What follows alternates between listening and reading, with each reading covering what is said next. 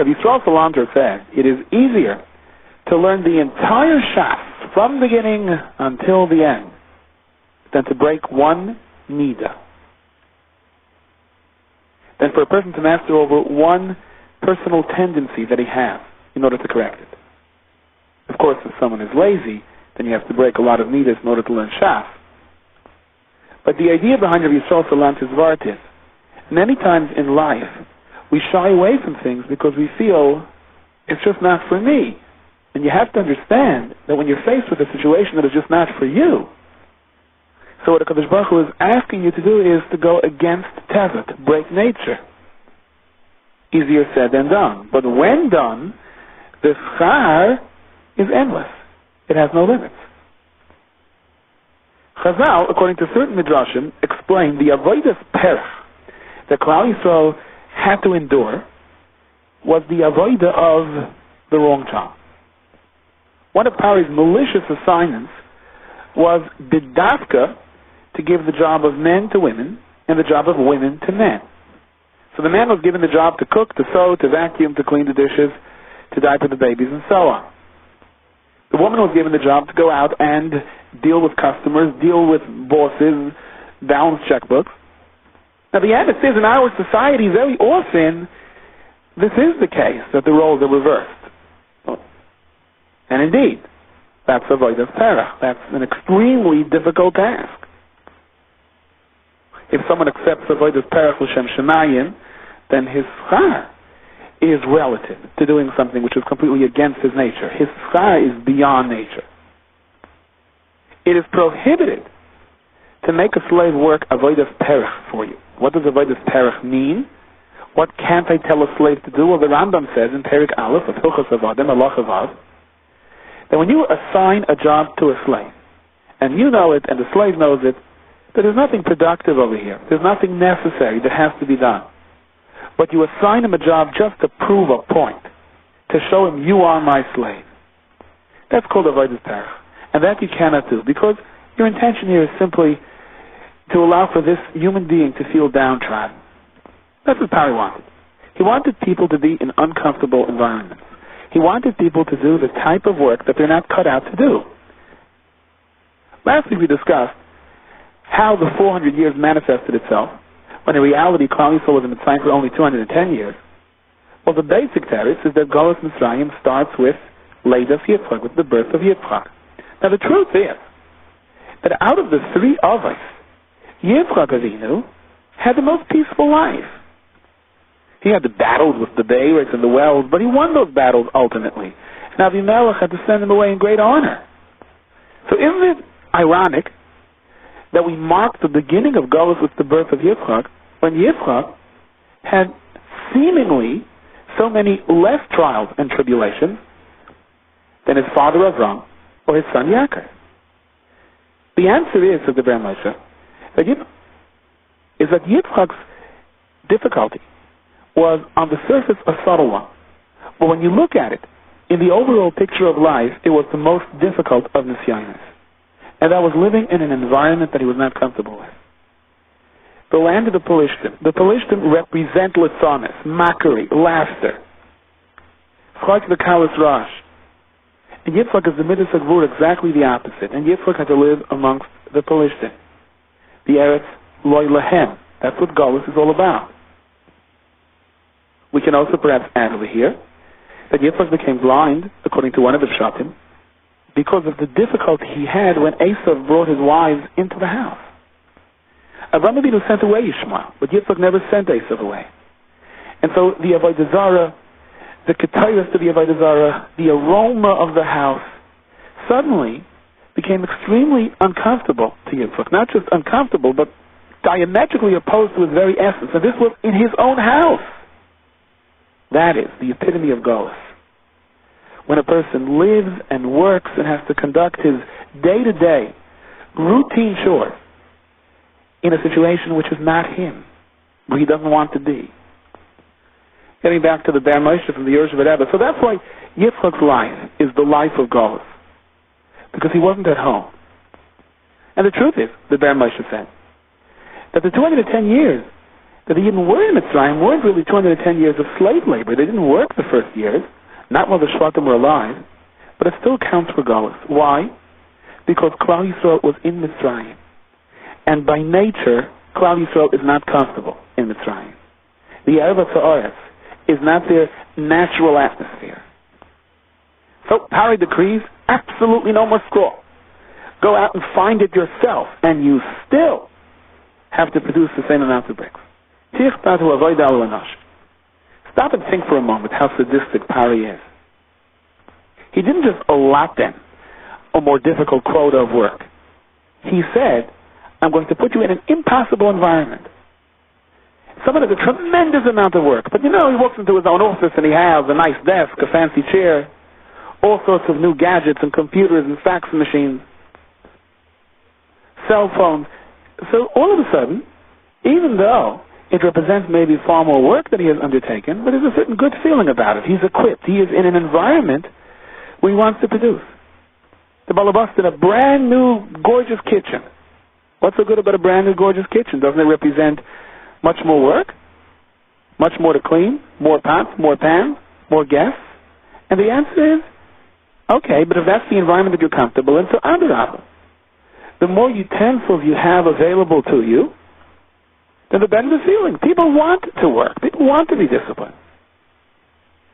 Parai gives them a tremendous quota, and he says, I'm taking away your tools. Build me a building, but I'm not giving you straw to make bricks. In other words, I'm going to give you more work, but some people take pleasure in their work. I'm going to force you to work out of a situation where you're completely frustrated, where you're in the wrong environment, and you're asked to do A in an atmosphere of B.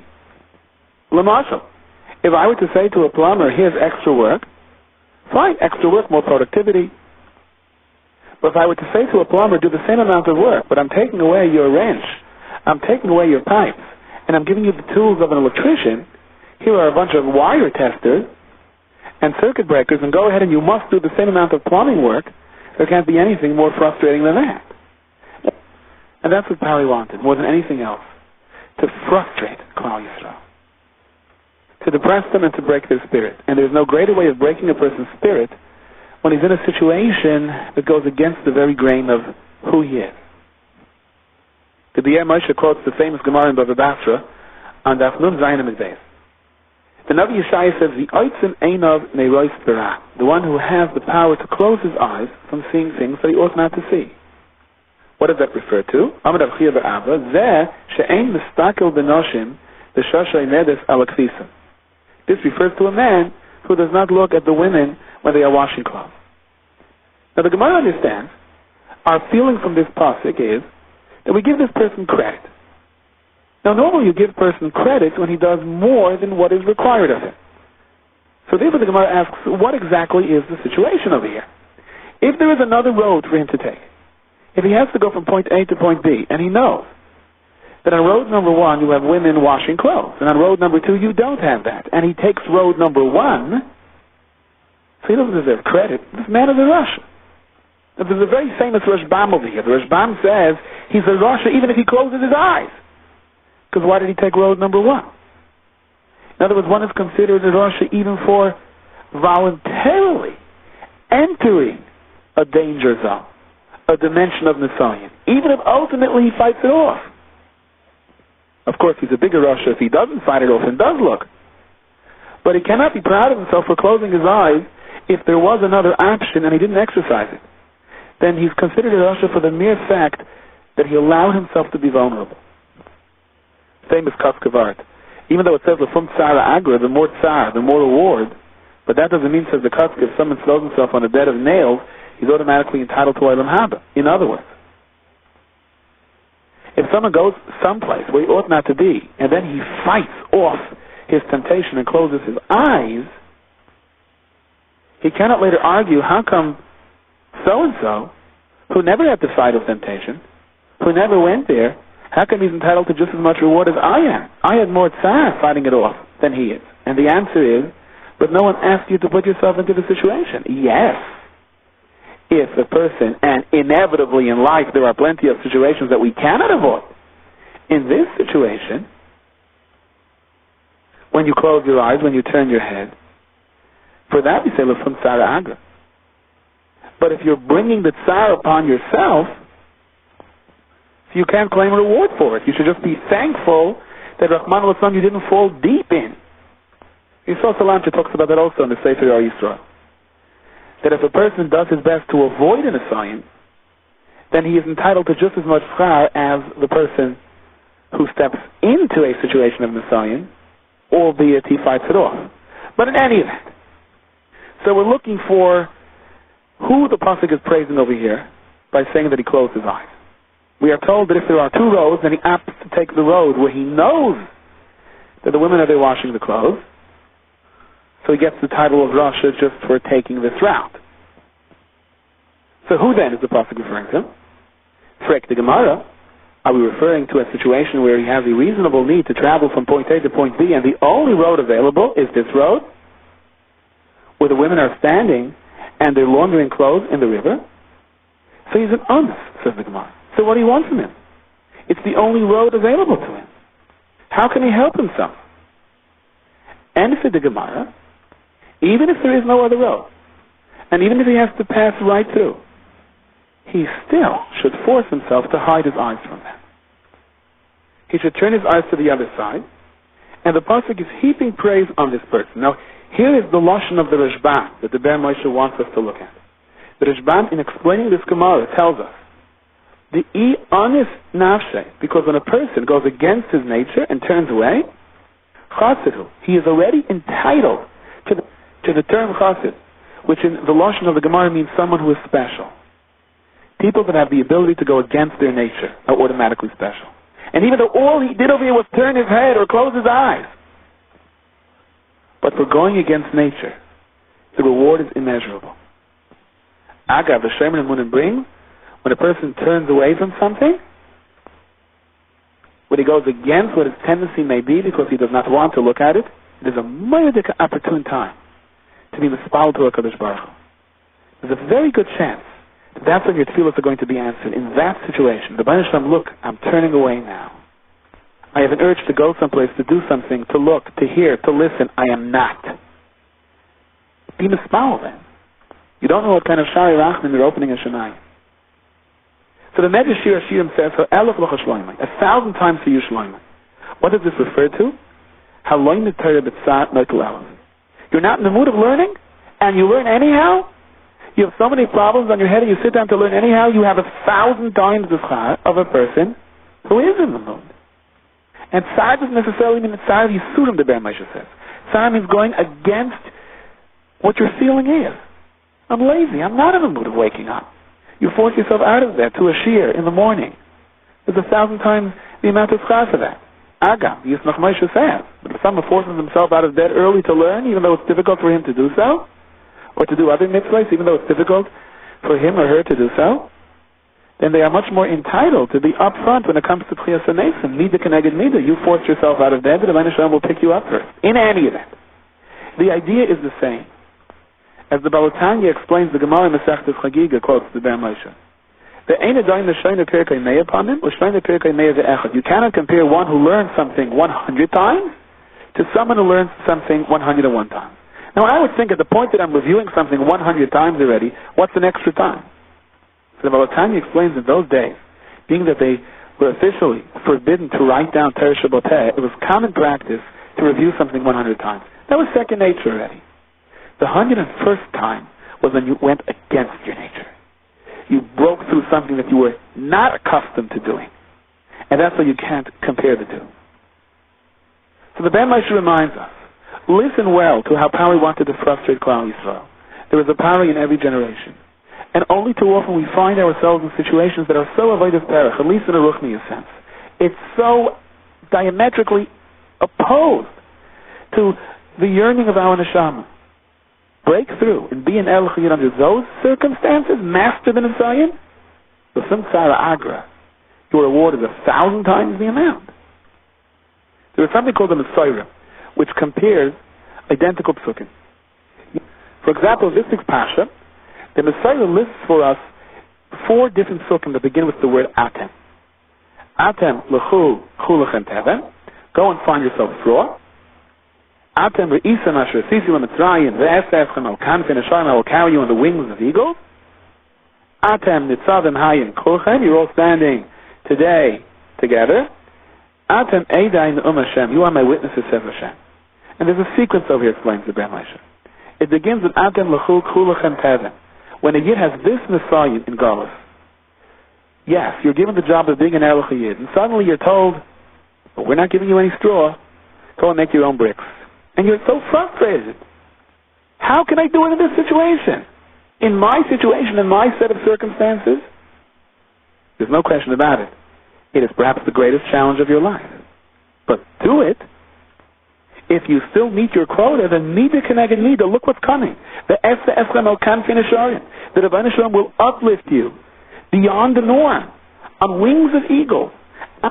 You will stand amongst the greatest. And the Rebbeinu Shalom will take pride in you and say, Atem Eidai Ne'um Hashem. Well, let's remember, even when it seems that we are overwhelmed with Nisyanos, bear in mind, up until a certain point. You have to fight up until a certain point. It gets to a point where the Rebbeinu Shalom says to the Yetzer Hara, to the Satan, no more. He's passed the test, now I'll carry him. The Ben Moshe concludes, take heed to what Pari's mistake was. The more he tried to hurt Klal Yisrael, the more they multiplied, the more they spread forth. Well, this pasuk is a message to Klal Yisrael, to any Yid suffering a difficult time throughout the generations. The greater the tzar, the bigger the Nesayim, the more the opportunity of greatness. There is no one that is more out of position than Klal Yisrael and Golos. And when someone takes that into account, concludes the Ben Moshe, and he feels for the Tzar Shechina, and he yearns for the return of the kaveh to the Rebbeinu Shalom and the building of Yerushalayim, he's automatically zeicha to a degree of Ruach HaKodesh. As a matter of fact, the greater the Tzar someone feels for Kvod Shemayim, and the greater the Ruach HaKodesh within him. Now is not the time to discuss it, but I've heard many first-hand accounts that the Mechaber of this Sefer, the Ben Moshe, was zeicha to that Ruach HaKodesh. So that statement is not to be taken lightly. The weeks beginning of Pashas Shmos, Al Pi Rizal, are considered the weeks of Shevavim, Shmos V'Yeira, V'Y B'Shalach Mishpatim. They are the weeks that represent Galus, and they are the weeks that a Yid in particular is supposed to examine himself and do tshuva, particularly on inyanim of Shmiras Habris, on Machshava. They are opportune weeks to feel with the Tzar HaShechina and to ultimately be zeicha to the uplifting that automatically comes along with it. Moshe Rabbeinu's father, Amram, was basically the official leader of the generation. He was one of the perfect tzaddikim. Chazal tell us he was one of 4 who left this world only because of the Chet Eitz Hadas, the Etyeh Shel Nachash. He himself had no sin. When Paro issued the law that all baby boys are to be thrown into the water, Amram already had 2 children. He had Aaron and Miriam. And Yocheved was already pregnant with Moshe Rabbeinu. Amram reasoned, what is the point of continuing to have children only to see them tossed into the water or put into bricks? So in order to set an example for other Yidden to follow, Amram publicly divorced his wife. And as a result, those who followed Amram also went and separated from their wives. And as we all know, his little daughter Miriam argued with him. She said, your decision is harsher than that of the king. Paro's law is only against male children. As a result of your actions, you are preventing both boys and girls from being born to Klal Yisrael. Paro may deprive them of their bodies, but their neshamas will live in Olam Haba. You, however, prevent your neshamas from coming into this world to be zeicha to Olam Haba. And moreover, Miriam argued, Paro's gzeira will soon be taken back. It will be withdrawn. Your decree will continue on. Amram acknowledged Miriam's argument. He decided that Yocheved should be taken back, and taken back in the most conspicuous way possible, so that all those who followed him by example and divorced their wives should follow him by example and marry their wives, remarry their wives. A chuppah was erected, Aaron and Miriam danced in front of it, and the Bnei Yisrael again followed Amram's example and remarried their wives. And we see this in here later on as well, that it was the women who had more emunah, even though one may think it was the opposite. They were the ones who were losing the babies that they carried for 9 months, but they were the ones who pushed their husbands. So what the Rebbeinu Shem does is his issue. We have to do what we're supposed to do, and that is to have dairos, to have Yiddish children. They came to the fields where the slave labor was going on with mirrors, and they convinced their husbands that they should continue to have children. Later on, Moshe Rabbeinu would not want to use those mirrors when they were brought as donations to the Kiyar. The Kiyar was a special fountain that the Kohen purified himself with. Copper or elements of mirror material were needed for it, and the women brought these mirrors. And Moshe Rabbeinu said, I'm going to use a makeup mirror for the Kiyar, for the source of Tahara, that the Kohen washes his hands to prepare the Avodah. And HaKadosh Baruch Hu said, use it, use it. On the surface, it may look like just a makeup mirror. But under the surface, this is the emunah of the Bas Yisrael. This is the great faith they had to continue on, even though things seem so overwhelming and so impossible. This represents more tahara, more purity than anything else. And of course, Moshe Rabbeinu used it. And indeed, this is how the Kohen purified himself for the Avodah. Now, the lashon in the Gemara, in the Masechta Saita, is Kishigirish Amram is Ishtay, when Amram divorced his wife. Amdu kol hatzadikim, the Girish Elishasei. The tzadikim followed, and they also divorced their wives, saying, whatever our Rebbe does, we do. Later on, when he took his wife back, the tzadikim followed suit as well. But we do see a little bit of a stress over here, that it was the tzadikim. They were the ones who followed Amram by example. Amdu kol hatzadikim, and they divorced their wives. Apparently indicating that not everybody followed Amram by example. Only those that indeed looked up at the Gedolei Yisrael and did whatever they could to emulate them. We also find, points out the Yichsam Sofer, a Gemara at the end of Perek Cheskos Habatim in Masechtas Bava Basra, which appears, at least on the surface, to be very difficult even to translate. The Gemara says, Miyom shepashta malchus, from the day that the malchus began to spread, the vicious malchus that issues decrees,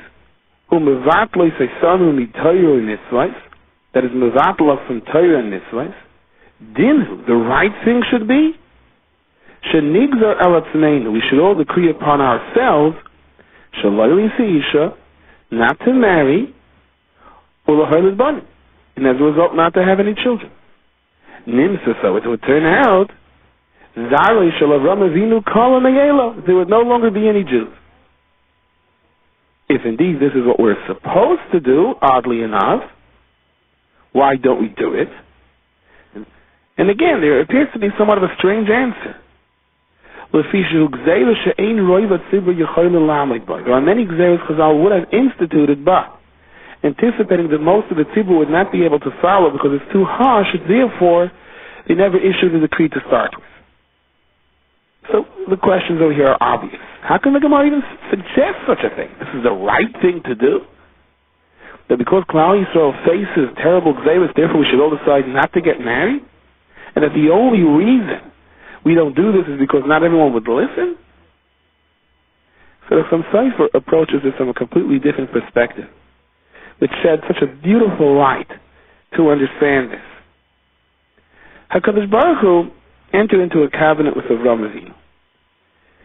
There will always be Jews of this world. Klal Yisrael is Nitzchias. Whether the Yom Yisrael like it or not, the entity of Klal Yisrael is perpetual. And all of the mighty countries of the world and rulers of the world that have attempted to undo that have disappeared into the clouds of history. So, the Gemara is not suggesting, Chas v'Shalom, that there will come a time, explains the Chassam Sofer, that there won't be any Jews in the world. That is a fact. That is not going to change. Precisely because that is not going to change. So what would happen theoretically if every single Yid in the world said, I'm not going to have children because there are gzeros over here that threaten anyone who fulfills Torah and mitzvahs? So what is the Kadosh Baruch Hu going to do? HaKadosh Baruch Hu promised Avraham Avinu that Klal Yisrael will live on. So what would HaKadosh Baruch Hu do with that promise if all the Yidden decided not to have children? And the answer is the HaKadosh Baruch Hu would have to take the Gzeira away. The HaKadosh Baruch Hu would have to take the difficult times away.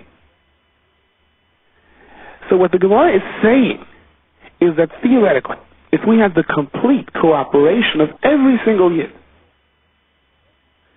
so when the communists started to say, any Yid who fulfills Torah and mitzvahs will send you off to Siberia, if all the Yidden in the world said, okay, we're not having any children, so the Rebbeinu Shalom would have to take away the Gzeira. Then the mighty Soviet Union, which the Kadosh Baruch Hu pulled the plug out from, and therefore it automatically crumbled. Instead of the Kadosh Baruch Hu doing that 70 years later, the Kadosh Baruch Hu would have done that from the beginning. Because Klal Yisrael has to survive. And all of the Yidden throughout the entire world are saying, we're not going to have any children. If the Baruch Hashem, you're going to do this to so many millions of Yidden, you're going to allow for such a Gzeira to take effect. So that would have been a perfect plan. Imagine 70 years ago, when all of a sudden Yidden in Russia are faced with this unbelievable Nisayan. Every Yid in the world says, Rebbeinu Shalom, we are mishtatev with their tzar. We are not going to have any children. The Rebbeinu Shalom will have no choice. The Gzeira will be bottled. That's what the Gemara in Bava Basra means. So, if indeed this solution is so foolproof, how come we never took advantage of it? And the answer is because we know not everybody's going to listen. If every single Yid will have that feeling, if every single Yid across the globe would listen, then it would work. Then Chazal would have used this solution. Now, says the Chassam, so let's take this a step further. If we learn the Medrash in our Parsha about Amram, it looks like Amram gave up.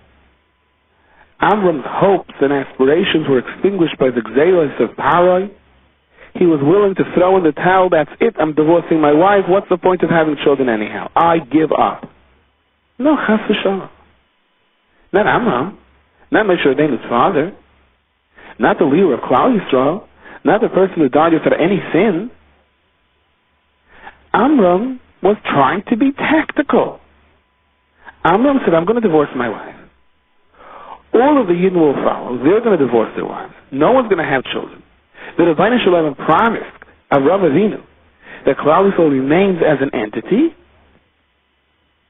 Then, so to speak, we are putting HaKadosh Baruch Hu in a situation where there's only one choice, to take away the Gzeira. This was Amram's plan. But Miriam came along and said, Father, in all due respect, I don't think it's going to work. Listen to what the Gemara in Sait is telling us. Kishagirish Amram is Ishta, when Amram divorced his wife, Amdu Kala Tzadikim V'garshu Nishaysayim, the Tzadikim went ahead and divorced their wives, saying, whatever Amram does, we're following whether we understand it or not. So Miriam, so what have you accomplished?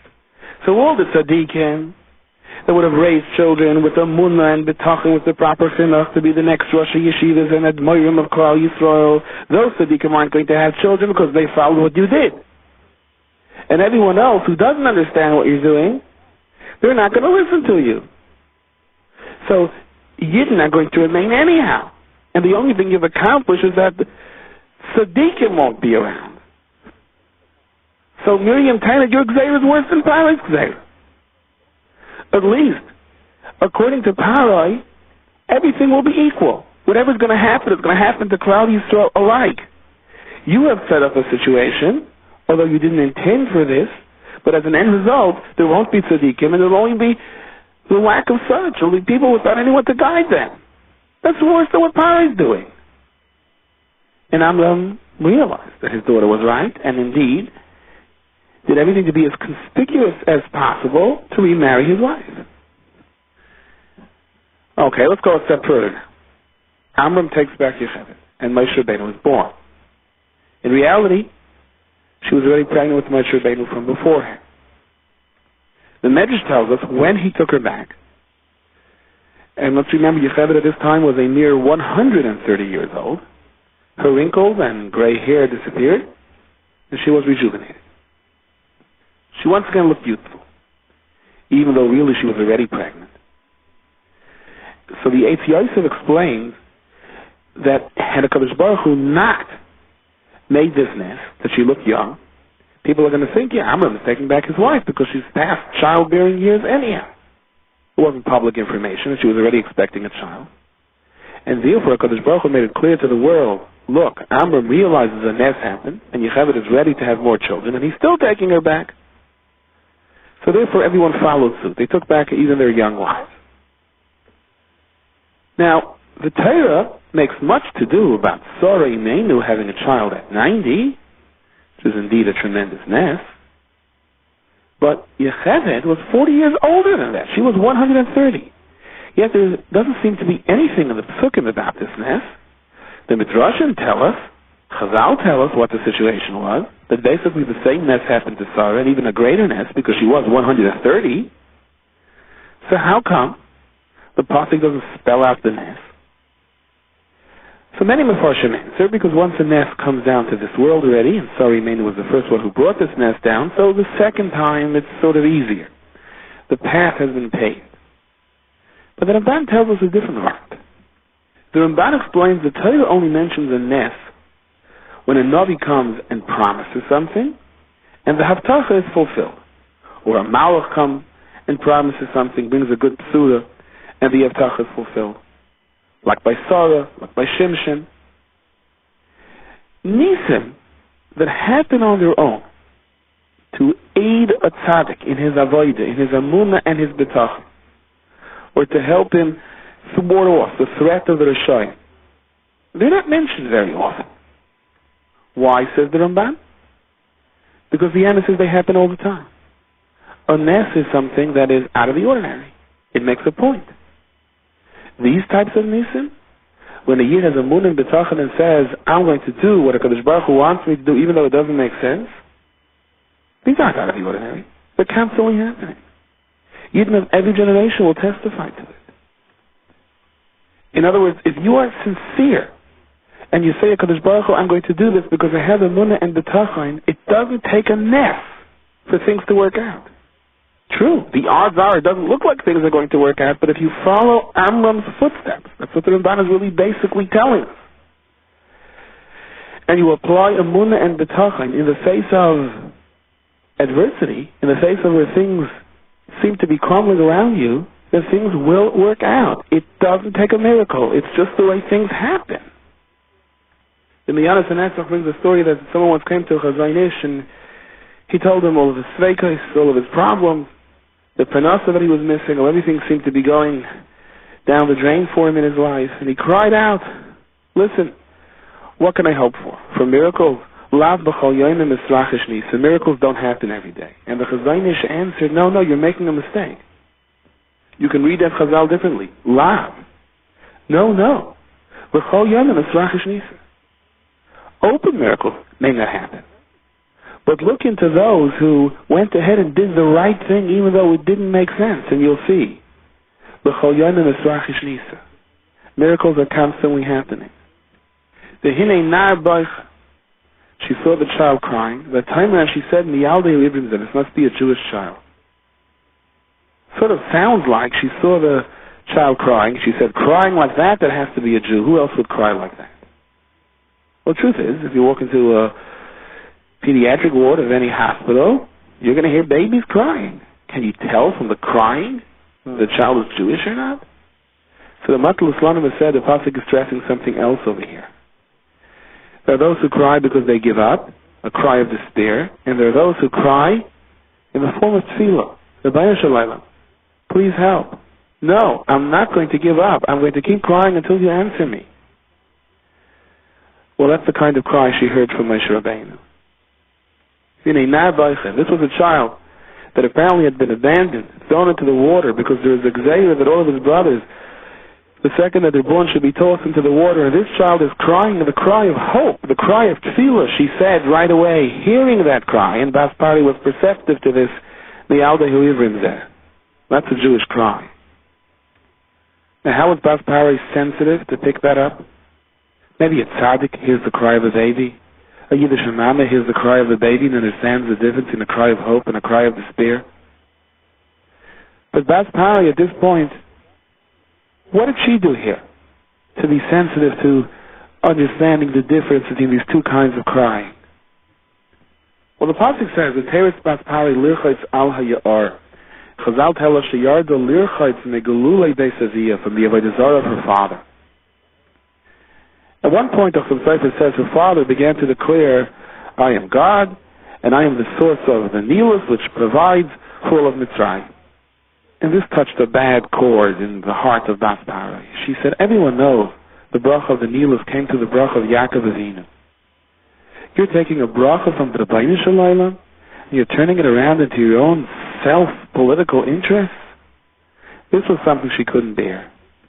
It was at that point she came back to the Ya'ar to say, HaKadosh Baruch Hu, no, I know this is your bracha. This is not something that me or my father created. And when anyone thinks that way, that you're zeicha to all sorts of insights that the regular ear can't hear. Machshavos Hashem Amkai. The Machshavos of Hashem are so deep. Umi yochel lamed b'saydeh. Who could possibly understand the secrets of HaKadosh Baruch Hu? Who could possibly understand the reasons behind Hashgacha Pratis, why people are forced into different situations, and a certain person has to wind up in a certain place? Loi lozadai niskenu alilois, writes the Even Ezra. HaKadosh Baruch Hu had to make it that Moshe Rabbeinu should grow up the Beis HaMalchus. Moshe Rabbeinu was trained for leadership. Moshe Rabbeinu had to grow up, explains the Even Ezra, in a situation where he was not a slave among slaves. Moshe Rabbeinu had to grow up in a situation where he felt within himself a kind of confidence, a kind of malchus, a kind of majestic bearing that prepared him for his future role. It was because Moshe Rabbeinu was raised with malchus that he killed the Mitzri. He could not bear maltreatment. He demanded justice. He saved the Bnei Midian because they were being taken advantage of. And all of these events led to Moshe Rabbeinu being able to lead Klal Yisrael. So it appeared to be the greatest tragedy that Moshe Rabbeinu, as a little baby, had to be put into the water because the Egyptian intelligence agencies were looking for every Jewish child. This turned out to be the greatest bracha. The master plan of the Egyptian to avoid what the stargazers were telling them and to destroy the new future leader of Klal Yisrael turned out to be the very rungs in the ladder that led to his greatness. And then the Even Ezra says another thing, which is rather a fascinating concept. Ki ilu hayagadol ben Achiv, had Moshe Rabbeinu grown up amongst his brothers, and they would have recognized him from when he was young, they would have not been frightened of him. There, Moshe, I knew him as a baby. What do you mean he grew up in the shtibel? Moshe Rabbeinu would have never been able to assert the kind of leadership that was necessary to give Klal Yisrael the Torah, to take them out of Mitzrayim, to teach them what a Yid is. And this is an interesting irony in life. Very few of the Gedolei Yisrael, if you look through history, became Gedolim unless they were just heirs of a dynasty. But self-made people, very few, became Rabbanim and leaders in the very town that they grew up. I know when you write biographies, so we tell of all the greatness, even as a small child he did this, even as a small child he did that, but that's all in retrospect. It's very hard to really look up and respect someone that you grew up with, that you played Lego with. Memela is up the Even Ezra. It was necessary for Moshe Rabbeinu to not grow up together with the Yidden, for Moshe Rabbeinu to receive his chinuch clandestinely from his mother in the house of Parai, so that when he emerged as a leader, there was, in the eyes of the masses, there was a certain sense of awe and respect for him. It's interesting to note, the Gemara tells us in Masechtas Brachos that David HaMelech was up the entire night being Isaac and Shiras and Tishbachis, and in the morning, members of his closest cabinet came into him and said, "We have a problem. Amcha Yisrael tzrichim parnasa. The economy is about to collapse." So David HaMelech's response was, "Lech ve'espanis uzu mizu." Let them each give each other parnasa. And the bewildered members, his ministers, said, "How is that going to help?" Ein a bar mismal yimach you can't fill up a pit with the sand that you dug out of it. Ein a kaimis masdiyas wari. So David HaMelech said, okay, we're going to have to look for different plans, more aggressive plans. But what was David HaMelech's initial response? Lech v'espanasu zu mezu. David HaMelech also understood that if there isn't any parnasa, what's the point of one person giving it to the other? So the Aptarov and many others say the union is that if a Yid gives tzedakah, he's mamshech a bracha on himself. But it's interesting what's brought down in the Sefer Toldos Yaakov Yosef. The Toldos says basically what the Even Ezra says. The Rav of your hometown, and he's already talking about an established Rav of your hometown, gets up and says, we have to straighten this out, we have to get rid of this, we have to get rid of that. The television in your house is destroying your children. The internet opens up doors to uncharted dangers for children. So we listen. Look, he's my Rav. I donated for his Hanukkah present. He's going to tell me what to do? I'm a member of the board. I voted for a salary raise. And he's going to tell me what to take out of my house. But then when signs go up on the street that so-and-so is coming from a different town, Tzadik Balir, someone's coming from Eretz Yisrael, someone's coming from Europe. So all of a sudden everyone's interested. Everyone comes running to see who he is and get a bracha from him. That's how it is. The personality that's introduced from the outside, you don't have this sense of, I know who he is. And there's a certain sense of respect, a certain sense of power that the person has. So David HaMelech said, look, if the Yidden would listen to their Rabbanim, if the Yidden would be mefarnes each other, you wouldn't have this problem. But everyone takes everyone for granted. So lech v'esparnes azul mezul, let each Rav go to the other town. And then you'll have respect. But let's go back to the Even Ezra's opening remarks. The machshavos of Hashem are so deep, who can understand his secrets? What appeared to be the greatest tragedy was actually the birth of Klal Yisrael. And that's true for Klal Yisrael at large, and it's true for every individual. We're pushed sometimes into situations in life that appear to us to be the most crushing possible set of circumstances. And we have to remember what the Even Ezra says. We don't know what HaKadosh Baruch Hu is preparing us for. Rav Zalman Sorotzkin said that his older brother, Rav Yoel, who later became the Av Bezdin of the city of Stoif, it's a great Talmid Chacham, was learning in the yeshiva of Volozhin, tremendous hasmada. And he wound himself entangled in the difficulties of the Tsar's army. And he was actually inducted into service. And for a Jew to serve in the Tsar's army meant that you were facing a double-edged sword. You had to worry about being stabbed from the front and from the back. And his mother, when she heard the news that her son was taken, had a very interesting response. She said, look, so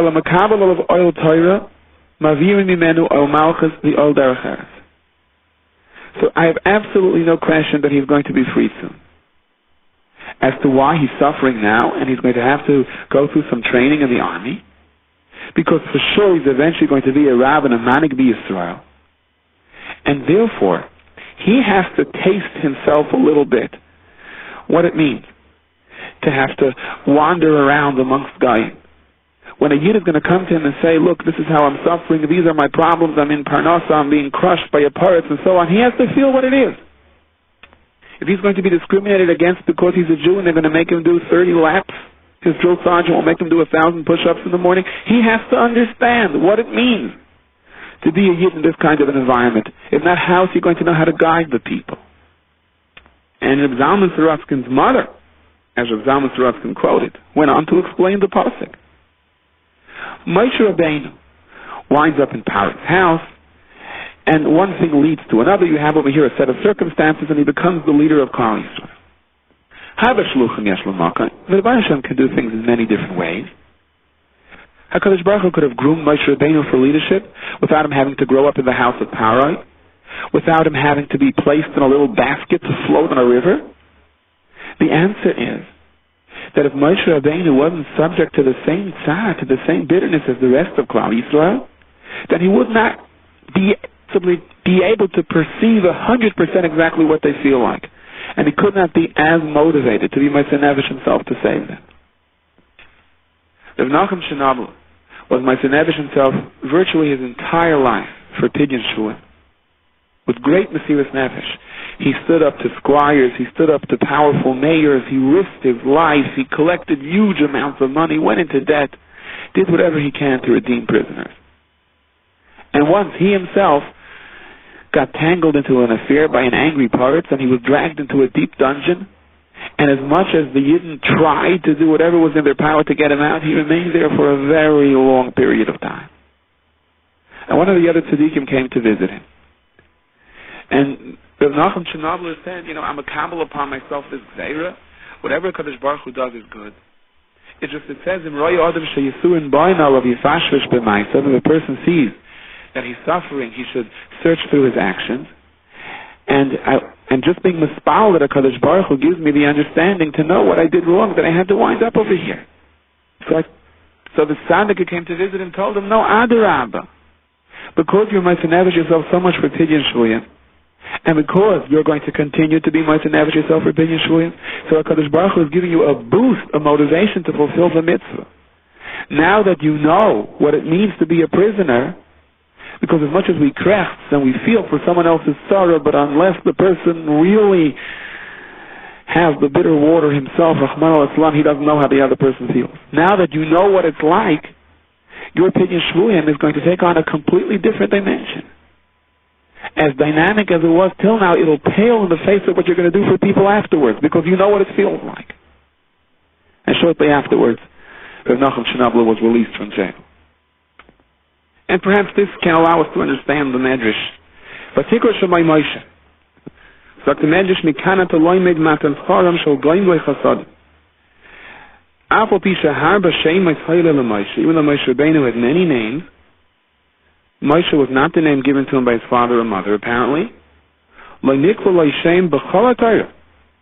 Ela Kamoshe Karosei Basya Bas Pari. It is the name that Basya Bas Pari gave him. Moshe. Kimin Amayim Meshisuhu.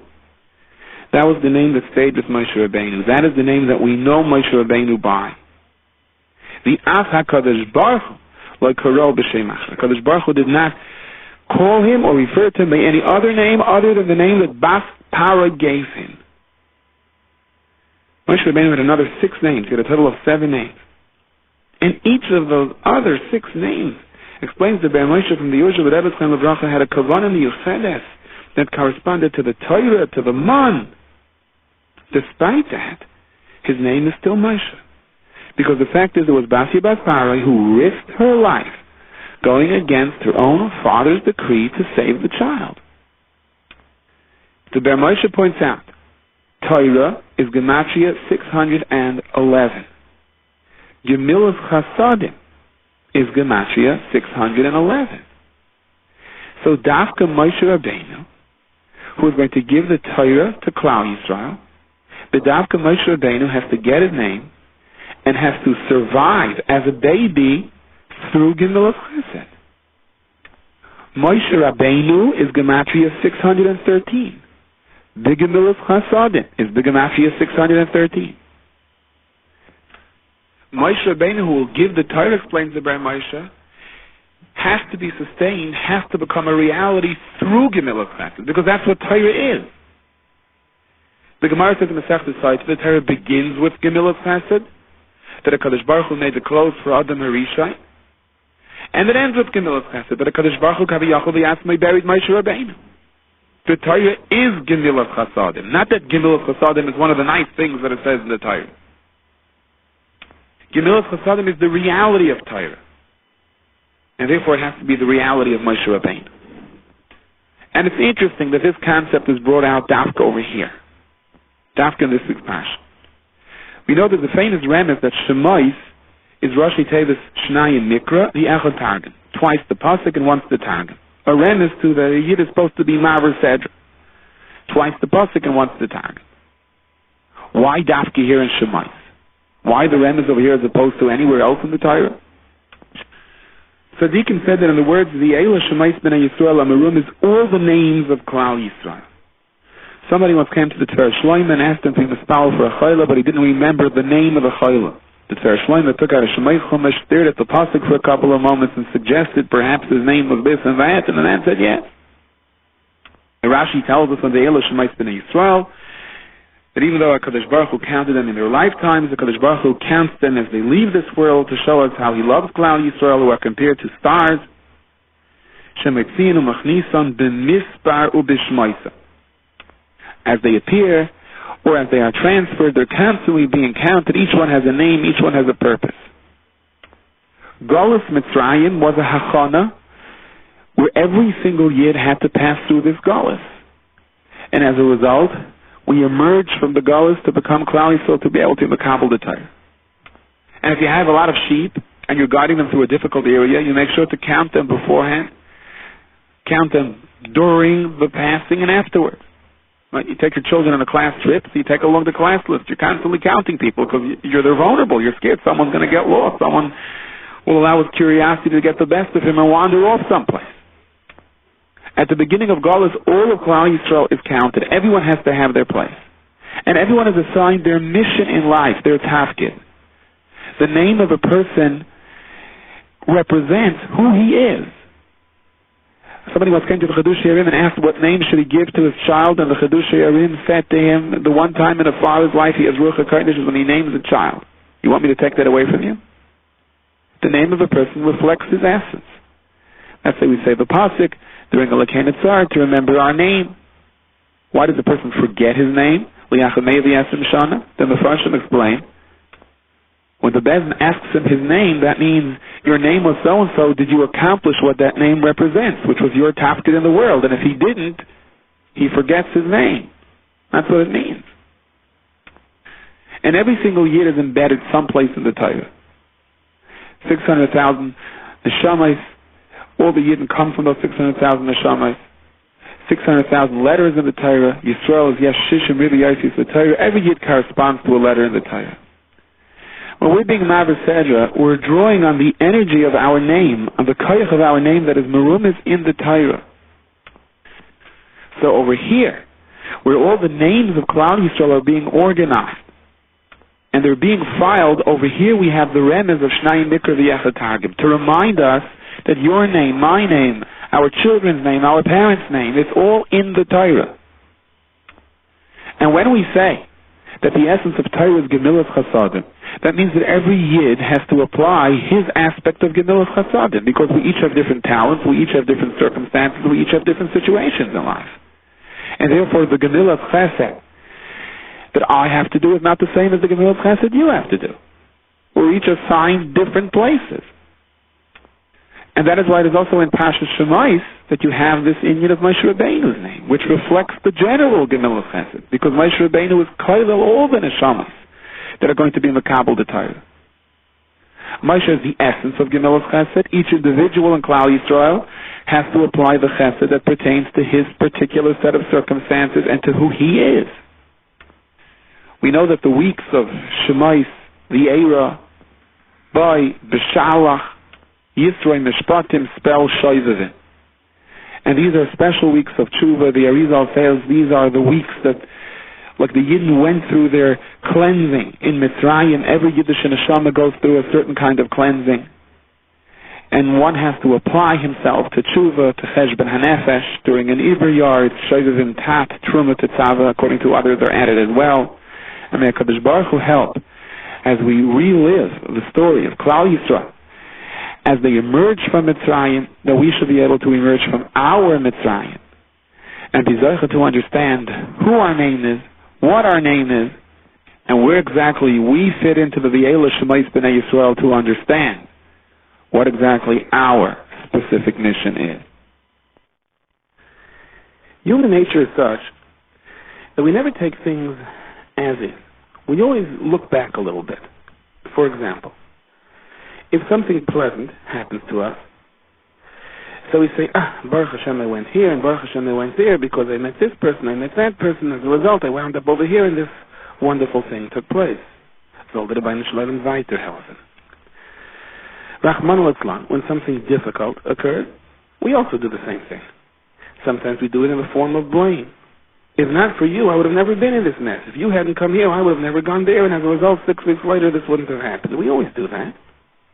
And if we're not blaming someone else, then we're blaming ourselves. If only I would have done this, and I would have done that, I would have thought this way, or I would have acted the other way, and this would have never happened. Rarely do we take things for what they are. But most events in our life, we automatically analyze with some sort of a history. Now, the question is this a good midah or a negative midah? On the one hand, perhaps one can argue, we should think that whatever happens is bashert, and that has nothing to do with the events that physically took place leading up to whatever event occurred. On the other hand, we are obligated to take our experiences in life and analyze them and make a cheshbon hanefesh. So, this natural tendency that we all have to look back and say it was because of this and it was because of that, is that right or is it wrong? And the answer is neither. Like everything else in life, it all depends how you apply it, what you do with it. As a result of thinking this way, what conclusion will you draw? Well, what is the proper way of applying this midah, of looking back? We find the answer to that in this week's Seder. When Moshe Rabbeinu saved the daughters of Yisrael, originally they thanked Moshe profusely for having saved them. And Moshe Rabbeinu's answer, as the Medrash explains, it seems very interesting. Moshe Rabbeinu answered, "Oh, don't thank me. Rather thank the Mitzri. If I hadn't killed the Mitzri, Pharaoh would have never tried to execute me. And I would have not been here today. I would have never had to run away. Then I would have never come here when you were in trouble. And I wouldn't have saved you. So don't thank me, thank the Mitzri." And the Medrash says a mashal. Chazal tell us at the time of a snake that if a person is bitten by this snake, Rachmana litzlan, it all depends who gets to a river first. If the snake gets to a river before the person was bitten, then the bite could be devastating. If, however, the person gets to the water before the snake, then he's going to be all right. So the Medrash says a mashal. A man was once bitten by this kind of a poisonous snake, so naturally he rushed to the river. The very moment he arrived at the bank of the river, he heard the outcries of a young child. He stretched out his arm, and he was able to bring the child back to the dry land. And the child said, "How can I ever thank you? If not for you, who knows what would have happened?" So the man answered, "It was not I who saved you. It was the snake that bit me. It was because of the snake that I ran to the river and I was able to save you." And not only that, the Medrash goes even further. The Medrash says that when the daughters of Yisrael ran back to their father and they said, "Ish Mitzri, Hitzilanu miyad haroyim," that an Egyptian saved us from the shepherds, so what's Pashut Pshat? Moshe Rabbeinu was dressed like a Mitzri. And the daughters of Yisrael were saying, "Oh, that Mitzri saved us." But the Medrash, no. That's not what it means. Ish Mitzri refers to the Mitzri that Moshe Rabbeinu killed. The daughters of Yisrael were conveying to their father Moshe Rabbeinu's lesson. Ish Mitzri, because that Mitzri was killed, so therefore Moshe Rabbeinu ran away. He had to run away because Pari tried to execute him, and that's the reason we were saved. It's a pella. I mean, aren't we always taught not to look at the Siba? Aren't we always taught to say that if a person, let's say, Rachmana litzlan, slips on the ice and hurts himself, it wasn't the ice, it was bashert he should fall? Aren't we taught to say that if a person loses money on the stock market, it's not the market, it was bashert Rosh Hashanah, you should lose money?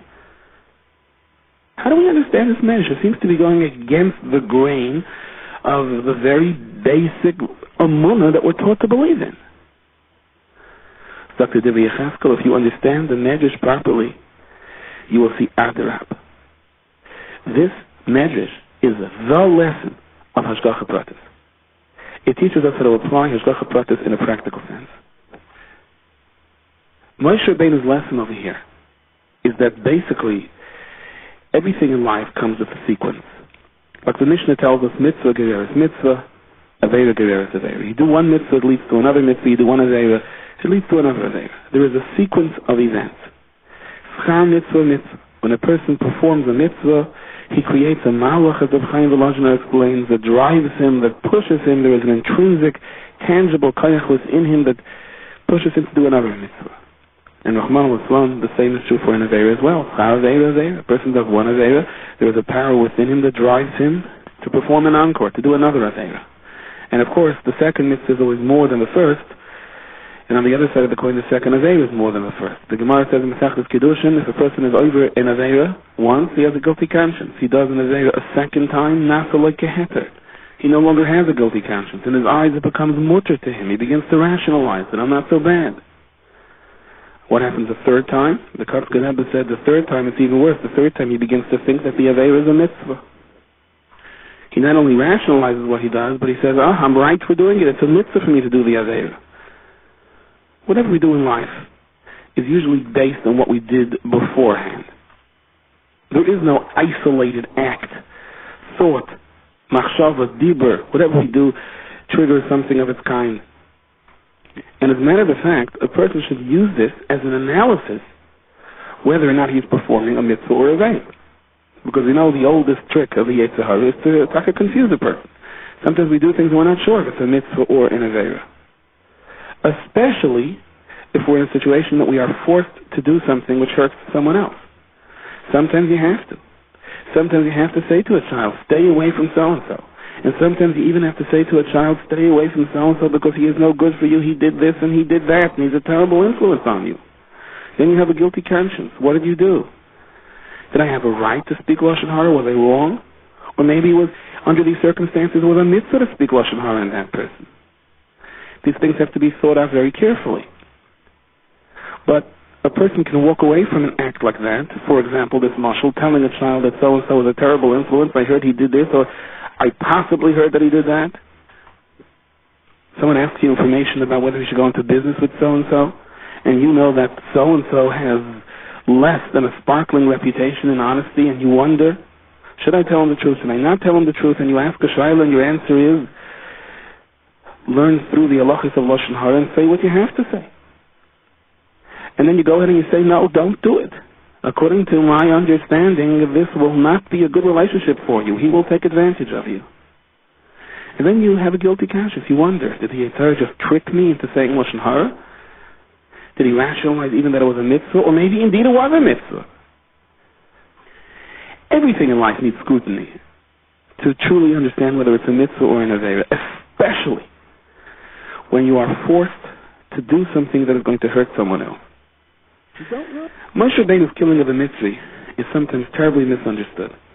And sometimes it is used as a mashal by Biryonin type of thinking. You see, we have to go out there, we have to strike back. Moshe Rabbeinu was proud of killing the Mitzri. Moshe Rabbeinu was not proud of killing the Mitzri. He was not proud of killing the Mitzri at all. As a matter of fact, Dr. Shinavarov, he did what he had to do to save the Yid. He had no choice other than to kill the Mitzri. It was an act of defense. But afterwards, Libay Nekfai, his heart trembled within him. Did I do the right thing or not? Even though he took all the precautions. Even though Chazal tell us Moshe Rabbeinu looked up to Shemayim and he asked, is there any defending malach to redeem this man? He heard no response from Shemayim. Moshe Rabbeinu checked to see, are there any righteous descendants that he should be spared in their chos? The Ruach HaKodesh revealed to Moshe that there would not be a single tzaddik among this particular person's offspring. So although Moshe Rabbeinu did not act in haste, although Moshe Rabbeinu carefully considered what punishment he deserved for his misdeed and came to the conclusion that this had to be done, but Moshe Rabbeinu still killed somebody. He used his best judgment. He would have done it again because that was his best judgment. It was an act of self-defense. This man was a rodef. But he still couldn't be absolutely sure that he did the right thing. Because whenever you hurt someone else, you always have to wonder, is it indeed the Yetzer Tov or the Yetzer Hara? Does the person ever know? Yes, says the Shinavarov, says the Divrei Yecheskel. Usually the way to figure it out is to see the Yishtalshelus Hadvarim. What happened afterwards? If indeed it was a mitzvah, it would lead to another mitzvah. If it was an aveira, it would lead to another aveira. Moshe Rabbeinu was looking to see what is going to happen to me afterwards. And that's how I will know whether it was a mitzvah or not. So Moshe was arrested. He was brought before the executioner. The executioner swung a sword towards Moshe's neck. The Rebbeinu Shem turned Moshe's neck into a piece of marble. The executioner brought it down a second time, the Medrash says, but to no avail. After numerous unsuccessful attempts, a second sword of tremendous size was brought. And instead of severing Moshe's head, it bounced back on the executioner. Moshe fled, and Pari sent his soldiers in pursuit. The Rebbeinu Shalom smote them with an inability to be able to catch Moshe Rabbeinu. Somehow they couldn't see him. But Moshe Rabbeinu still doesn't have an answer to his question. Was I right for killing the Mitzri or not? I think I was. It was my best judgment, but I can't be 100% sure. And he didn't go straight to Midian. Many, many years passed from when Moshe Rabbeinu killed the Mitzri until he arrived in Midian. The Ramban notes that it was a prolonged period between Moshe's departure from Mitzrayim and his arrival in Midian.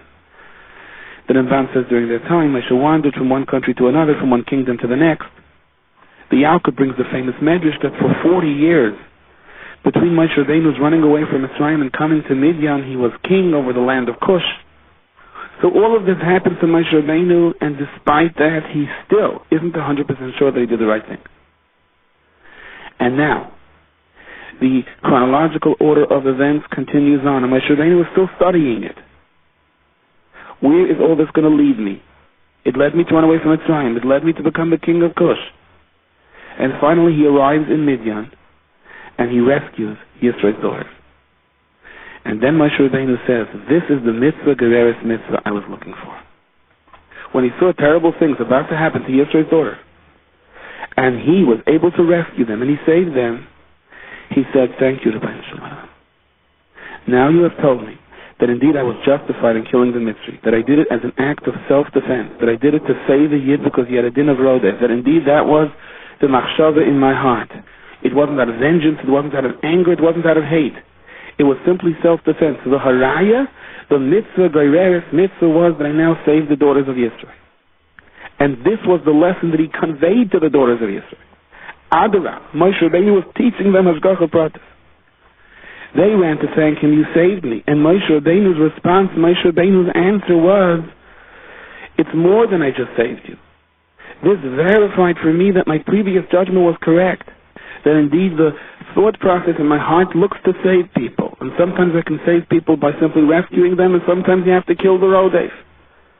But it is L'Shem Shemayim, it is a mitzvah. This was the lesson he conveyed to them, and that's what they told their father. Ish Mitzri. This person came and he taught us a wonderful lesson. He taught us about how to analyze your life. He taught us about mitzvah, gereres mitzvah. Hitzilanu miyad. He is the one who saved us from the shepherds. The Gemara says in Masechtas Nedarim and in Masechtas Nazir that Shimon HaTzadik never ever ate from a carbon Asham Nazir Tameh. He always felt that if the Nazir indeed became Tameh, maybe he was insincere in his Kabbalah. There was one exception. It once happened that a Nazir came to him and he had beautiful long locks of hair. In those days, for a man to have long locks of hair was not necessarily a sign of problem. It was an accepted thing. And he was a Nazir. So Shimon HaTzadik said to him, B'ni, my son, you have such beautiful hair. Why did you accept upon yourself a vow of Naziris? You know it all has to be cut off now. So he told him a whole story. He said, I was a shepherd. I took care of my father. I was a shepherd for my father. I lived out in the field. And one day I was traveling to the city, and I passed by a well, and I looked into the well, and I said to myself, my, how handsome are you? And then right away I countered that with saying, Yitzhahara, you're going to try to get me? I'm a kabbalah upon myself to be a Nazir, and I'm going to shave off all of this hair. So Shimon HaTzadik said, from you, I'm going to accept the carbon, I'm going to eat it. Rabbi Yisrael Salanter said, my father always used to repeat this to me, that what happened over here was this Nazir explained to Shimon HaTzadik how he analyzed the sequence of events in his life. He was a shepherd for his father. He took care of his old father. Sat in the field. In a way, he was happy. He was an Erlich Yid, separated from the tumah of the big cities, took care of the sheep. He was able to say Tillim, to daven. Then one day he had a machshava. His machshava was, perhaps this life is not the life for me. After all, we're sitting here alone in the fields. I don't meet people. I can't be mekayimel of the other mitzvahs, ben adam l'chazei, tefillah b'tzibur, so many other things I'm losing out on. So he told his father, dear father, I'm sorry. I decided I'm changing my way of life. I'm moving into the city. I want to be able to daven with a minyan 3 times a day, whatever his cheshbon was. And as he was walking, he wasn't sure whether it was just selfishness or it was really L'Shem Shemayim. He passed by the well. He looked in and he saw his image. And he decided he was very handsome. And right there and then he froze in his tracks and he said, wait a second. I never had this machshava before. How come now I do? Is arayit azayra gereres azayra. That the initial machshava of leaving my father and going to the city is a ma'aseh Yitzhahara. It's not a ma'aseh Yitzhahara. I was thinking about myself. not l'shem shemayim. And that's why now I had this machshava when I saw my image in the water about how handsome I am. I'm not going to let the Yetzer Hara get me. When Shimon HaTzadik saw how perfectly he analyzed himself, he said, this is a man that is clearly sincere. Nothing he did is insincere. I will eat from his karban. It's interesting to note that Rav Chaim Shmulevitz, the Chaim Levracha, sees another important lesson in this medrash about Moshe Rabbeinu telling them it was the Mitzri who saved you and the story with the snake. He says the medrash is impressing upon us, and this is no contradiction to what we said before, the importance of Hakaras HaTayv. The child who was saved when the man ran to the water not only owed a Hakaras HaTayv to the man who saved him, but he also owed an Hakaras HaTayv to any event that led to this man coming to the water, even to the snake. Moshe Rabbeinu was teaching the daughters of Yisrael the concept of Hakaras HaTayv. Not only should you say thank you to me, you should say thank you to anything that had a part in saving you. In other words, we are mechuyev to show gratitude to anyone or anything that did something even unintentionally that ultimately led to a taiva. Clearly the Mitzri did not get himself killed in order to save the daughters of Yisrael, and neither did the snake bite that person so that he can save the child. However, the fact is that in the sequence of events that led up to the rescue, and as a result, the one who was rescued ought to show Hakaras HaTayv to anything and anyone that had to do with his rescue. We are mechuyev, says Rav Chaim Shmulevitz, as we learned from this medrash, to have Hakaras HaTayv to anyone that indirectly did us a taiva, even though it was never the intent of that person to do us the favor. If l'maisa the hashgacha pratis was such that he or something did us a favor, then we are mechuyev to show Hakaras HaTayv to it. And of course, kal v'chayimru ben b'noishel kal v'chayimru, how much more Hakaras HaTayv we are mechuyev to show how much more we have to appreciate someone who intends to help us. People say, and I know it works by yours truly, if you have difficulty falling asleep, try to imagine that you're someplace else. After, of course, you've stelled your Nagelwasser and said your Kriya Shema Lamita, close your eyes and try to imagine a very peaceful environment. You're in the country, in the woods, and there's a beautiful stream running through, and you hear the water washing up against the rocks. Or it's at night, the sound of crickets. Now, I once read this someplace, and it's very true. What really relaxes a person and helps him fall asleep is try to imagine the hustle-bustle of people walking back and forth, and you're on the sidelines watching them in a relaxed position. I'm not 100% sure why this works, and we're not going to analyze this now, but I think it does work. Often I try to imagine that there's a besmedrash full of bachrim learning, and you hear a kol Torah, and I'm sitting off on a thigh office where I can look in, and somehow I fall asleep. I hate to reason why. Is it because this was a common experience when I was young and in yeshiva that everyone was learning and my head drooped down? Somebody once said, he gets tired every single day at 11 o'clock and he can't understand why. Until he reasoned that over his years, unfortunately, during Shir, that's when he used to sleep every day, and somehow it's already in his biological time clock. But if I can be less sarcastic to myself for a moment, and be more general, because there are many who don't sleep during Shir, there's something to say about this. Why doesn't a person fall asleep? He's worried. When you lay down at night and sometimes you have time to think, you begin to toss and turn, and sleep eludes you. During the day, Baruch Hashem, you have the hustle-bustle of the day, and you're busy with this and busy with that, and you have the blessed ability of being ignorant to the realities, the harsh realities of the concerns of life that everyone has. You're too busy doing this and doing that and having to take care of this. But at night, when you're supposed to sleep and suddenly you're not busy anymore, it begins to surface, the concerns begin to surface, and it prevents you from falling asleep. But if you can lift yourself out of it and put yourself into a totally unpressurized situation where you're in an environment that you're comfortable with, where you see people doing something that you enjoy doing, yet you yourself aren't forced to work, you're relaxed, and you're sort of swept along with them, so that brings the peace and tranquility that allows a restful sleep to take effect. So think about pleasant things in your life, pleasant experiences. Try to imagine that you're watching it and enjoying it, and the Rebbeinu Shem will help you get a good night's sleep so you can wake up the next morning and, with the siyata d'shmaya, deal positively with the difficulties. And if you don't have time to deal with the difficulties, it's not better. The Rebbeinu Shem said to Moshe Rabbeinu, Kapitel Gimel, Pasuk Hey, Vayomer al tikrav halayim, and then the Rebbeinu Shem told Moshe Rabbeinu to take his shoes off. Shal ne'alecha me'al raglecha, ki hamakim asher ata oimed olav admas kodesh. I'll tell you what I tell you on this pasuk, and you're probably going to think it comes from a Hasidic sefer. But you may be surprised who says this. First, the Dvar. The body of the person, the guf ha'adam, is the shoe. His neshama is the foot. Just like the shoe really doesn't take in the whole body. It's only in the nursery rhyme that someone actually lives in the shoe. The shoe just has the foot.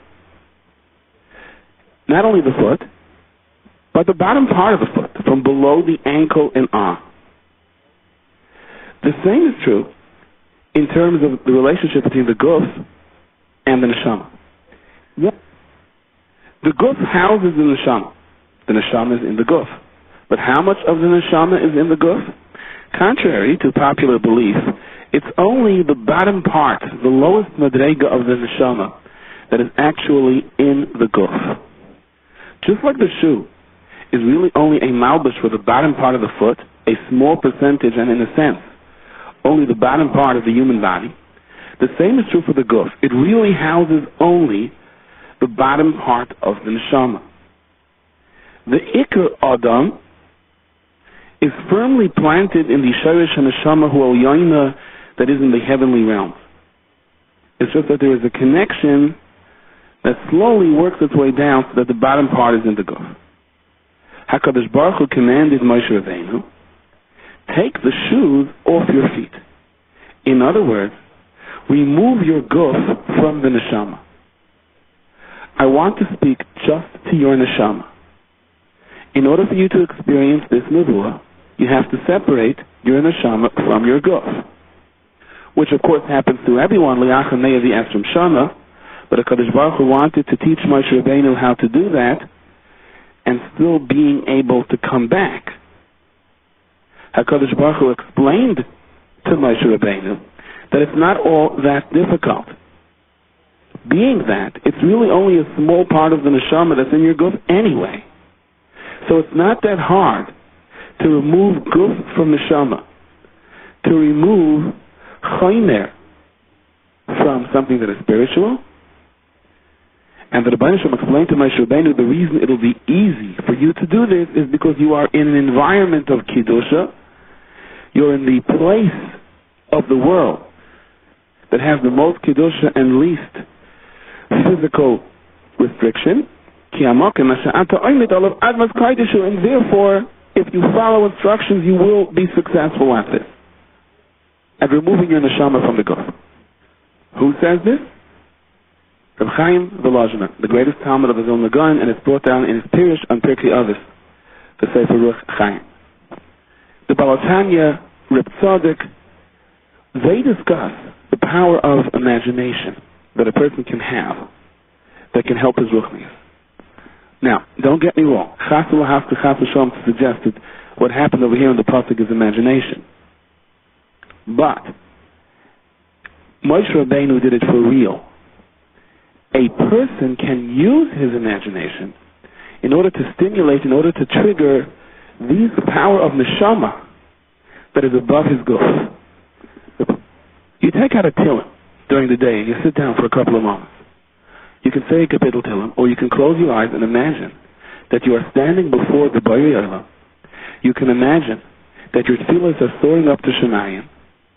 You can imagine, and I'm not saying that it needs imagination, it may be true in your case, but I'm talking for myself. You can imagine that you're an Erech Yid, and that your neshama is tahar, and with every word that you're saying, malachim are carrying these words to Shemayim.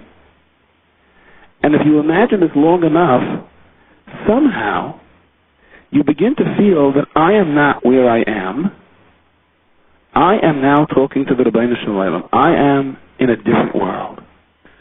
When you close your eyes at night and you imagine that you're running a tremendous chesed project, try to dream that you're in the Beis HaMedrash learning with a chavrusa.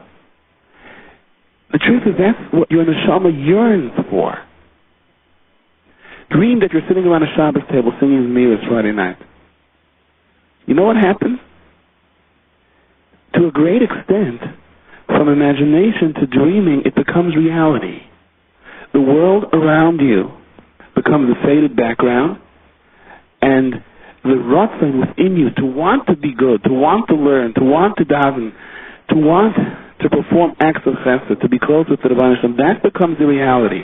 You are removing your guf from your neshama. And of course you'll fall asleep. Because there is nothing that brings simcha to a yid's heart in knowing that he is close to the Rebbeinu Shalom. Of course you're going to come relaxed. Of course your blood pressure is going to go down. And you'll breathe easier. Well, now, in order for this to be successful, in order for you to dream properly, you have to expose yourself to the right elements. If you read stories about tzaddikim before you fall asleep, then you can dream about that. If you join the right groups and you have the proper friends, then automatically the environment creates something for you to be able to dream about and eventually step into. And that, explains the Aaron Baksha, is also the message in this pasuk. Shalmi alecha miyad aglecha. Kadosh Baruch Hu said, take the shoes off your feet. Take the guf off your neshama. And the reason you can do it, as Reb Chaim Volozhin just explained, is because ki amokem ha'ata oimid olav admas koydeshu. The environment is going to help you.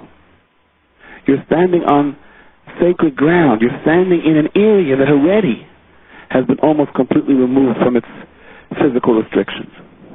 This teaches us that when a person picks the right place to spend his free time, if you're in the Beis Medrash, if you're getting together with friends to create a tzedakah project, to be involved, if you're helping someone else, if you're in an environment of kedusha, you are standing at Admas Kodesh, and automatically your neshama is no longer as connected to your guf and all of the guf problems, worries, concerns, and depressions that go along with it. This is true, he explains, in terms of Kedushas HaMakom. It generates a person to leave the problems of guf, and he becomes more neshama. And it's also true for Kedushas HaZman.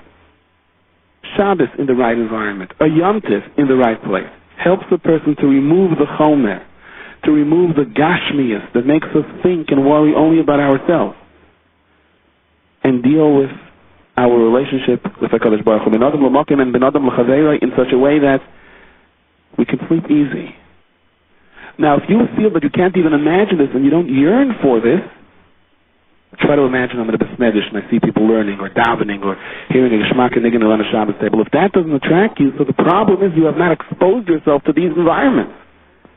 If you have problems fulfilling the Shalmi Alecha Miyal Aglecha in its most limited sense, even in terms of your imagination that stimulates a certain feeling of ruchnius, it's because you're in the wrong place. You're looking at the wrong things. You have the wrong friends. For if it was ki amokem ha'ata omed olav admas kodesh, you'll be able to do that. I've said the story many times. There was a yid who went to the Alexander Rebbe's tish because he grew up in Alexander Chassid, but unfortunately, he wasn't really very into the tish. To tell you the truth, this yid would admit he spent most of the time schmoozing in the back, laughing with his friends in the basement. From time to time, he would go up and hear a niggin. Later on, when he was in Auschwitz, and after a difficult day of back-breaking labor, his life hung on a balance of a couple of pounds that still clung to his meager bones, tried to find some respite on a 5-tiered bunk bed, on a wooden bunk bed, in the freezing cold. Friday nights, under these circumstances, he said he would close his eyes and he would imagine standing by the Alexander Rebbe's tish, smelling the warm kugel and hearing this miras. When he later survived Auschwitz, he said, you know something? When I was in Alexander, I wasn't really there.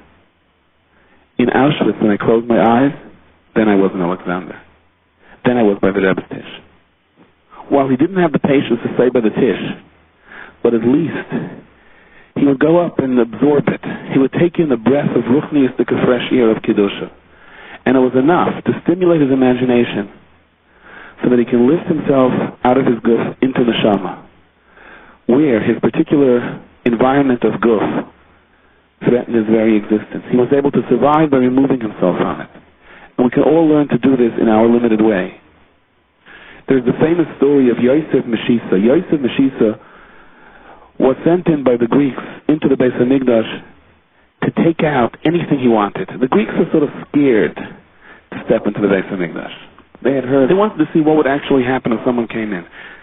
And as always, the problem is, it is Nebuch Yidden who say, there's nothing to worry about. I'm telling you, we know, we grew up with this. It's all nonsense. Superstition. And I'll show you. So Yosef Meshisa was promised he goes in first into the Beis Hamikdash, and he can keep whatever he takes. So he went into the Beis Hamikdash, and he walked out with the menorah.